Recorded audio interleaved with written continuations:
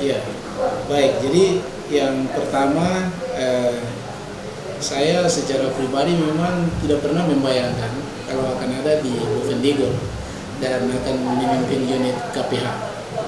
Nah, tapi oleh karena kebijakan pemerintah, tugas tanggung jawab kepercayaan yang diberikan oleh Bapak Gubernur, tapi juga Kepala Dinas Kehutanan kepada saya secara pribadi di Kelembagaan Kehutanan untuk memimpin unit ini, maka saya datang ke Bovendigul. Nah, waktu datang di Bovendigul KPH ini sebenarnya sudah berjalan dari 2018 KPH Bovendigul, dan di 2018 itu sedang berproses dengan dokumen RPHJP. Saya tidak tahu, pejabat yang lama mungkin karena fokus ke dokumen RPHJP, maka belum mereka melirik ke produk-produk yang harus diproduksi di sini. Nah, tapi ketika saya ada di sini melihat potensi yang ada dengan kondisi masyarakat yang ada, maka saya berpikir bahwa kita tidak bisa tunggu orang lain atau untuk datang ke sini lalu akan kasih tahu ini bikin itu, tidak. Tapi kita datang ke sini, kita akan datang ke sini dibekali dengan satu kewenangan, satu kepercayaan, tugas tanggung jawab yang perlu kita amanatkan. Nah, jadi berdasarkan modal itu dengan ilmu pengetahuan, berdasarkan itu maka apa yang ada pada saya, dan ketika melihat potensi yang ada, saya sudah berpikir untuk melakukan itu ke masyarakat.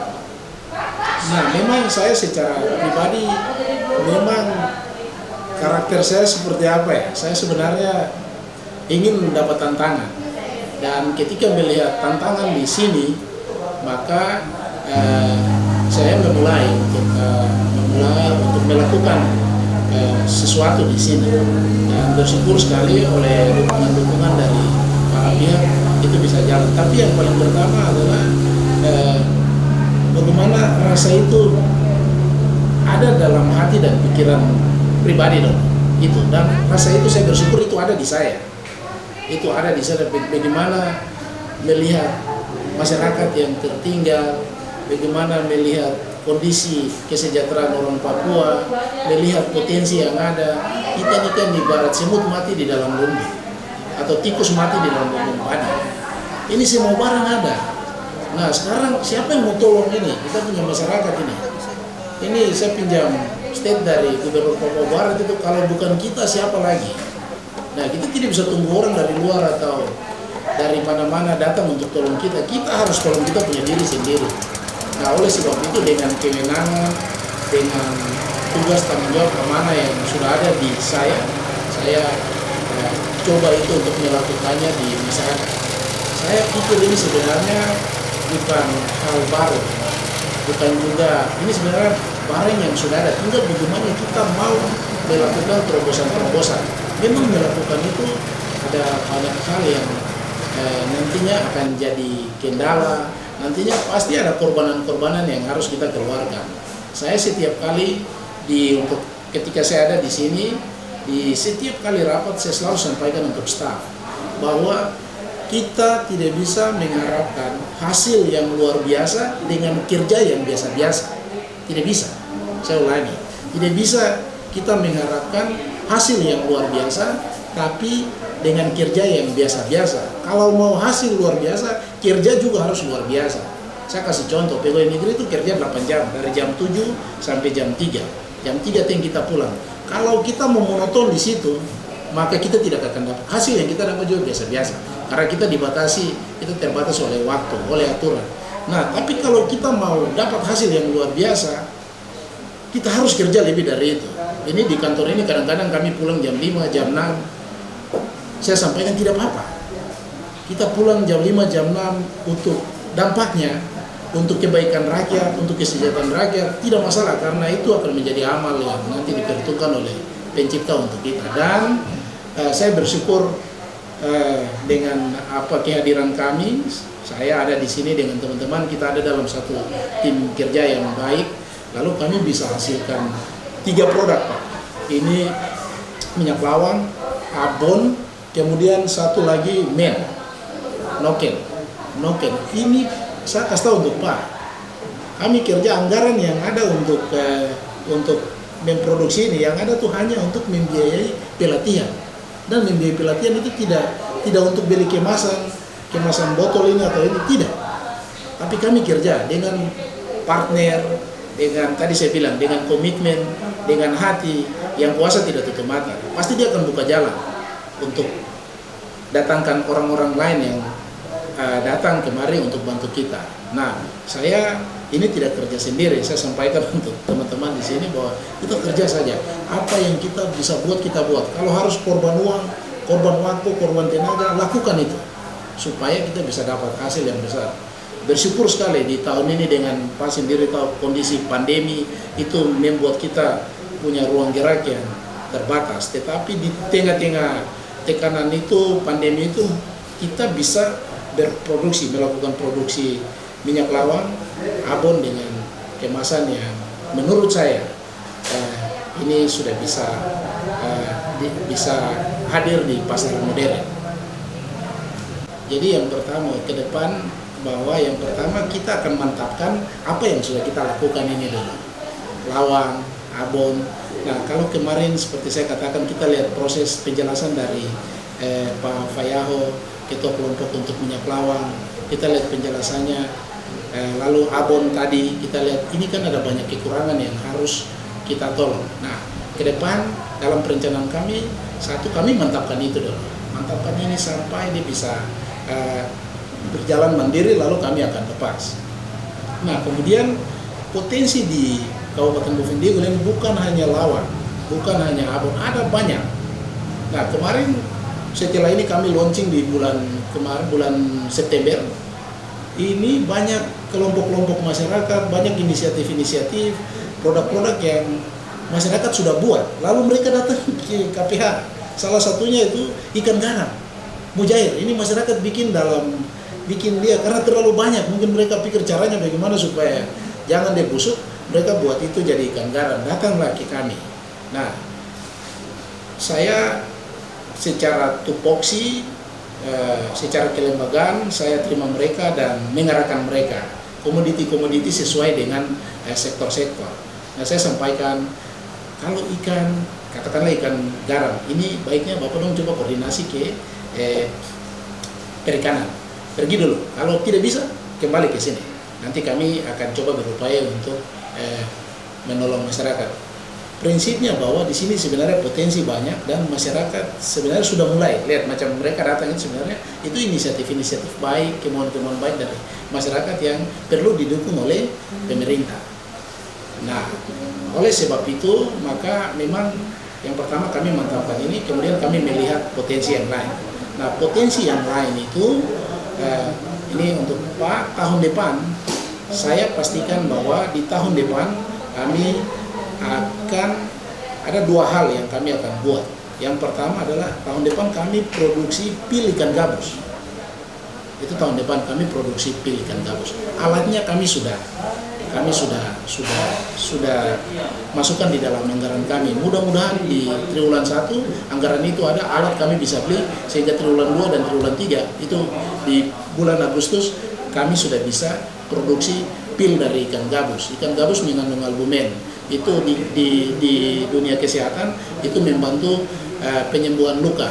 Ini baik sekali untuk pasien-pasien operasi atau yang patah tulang atau luka dan lain-lain. Itu akan sangat membantu sekali. Ini kami sudah berkoordinasi dengan Pak Made di Jayapura. Beliau punya banyak riset terkait dengan fungsi, manfaat, kandungan, katakanlah untuk produk-produk yang ada potensi yang ada di Papua. Tapi juga beliau berinovasi untuk buat itu peralatan untuk memproduksi itu, dan kami sudah berkoordinasi dengan beliau. Semua peralatan itu kami dapat dari beliau dan sudah kami masukkan di dalam rencana anggaran kami di tahun 2022. Oleh sebab itu target kami tahun depan kami bangun kami akan produksi pil ikan gabus. Itu satu. Yang kedua, kami hari ini sedang berkoordinasi dengan 3 perusahaan yang ada di wilayah kami di bawah ini. PT Tunas Sawerma, PT Tunas Timber Lestari, dan PT Inocin. Kami sedang berkoordinasi untuk mengakses dana CSR dari mereka untuk mendukung kegiatan-kegiatan pemberdayaan. Salah satunya yang akan kami lakukan adalah kami rencanakan untuk buat rumah produksi abon di wilayah PAL 56 atau 70. Di situ ada rawa bastop, di situ sumber ikan di Kabupaten Bovendigul itu datang dari situ. Nah, kami rencana akan bangun rumah produksi di situ, lalu ikan diproduksi di pinggir rawa situ. Jadi ikan dari rawa datang kemari langsung masuk ke rumah produksi ikan gabus. Itu yang pertama. Kemudian yang kedua, hasil dari produksi yang dihasilkan di rumah produksi di bastop itu dijual ke perusahaan. Itu pasar pertama. Nah, oleh sebab itu kami berharap dari perusahaan akan ada kebijakan secara internal, kebijakan yang berpihak ke masyarakat, kepada pemberdayaan masyarakat, kepada kegiatan produksi abon tadi. Nah, bentuk kebijakannya apa? Mereka mewajibkan bahwa karyawan tetapnya wajib membeli, setiap karyawan setiap bulan wajib membeli abon ikan gastor dengan harga 100.000 untuk kemasan yang 250.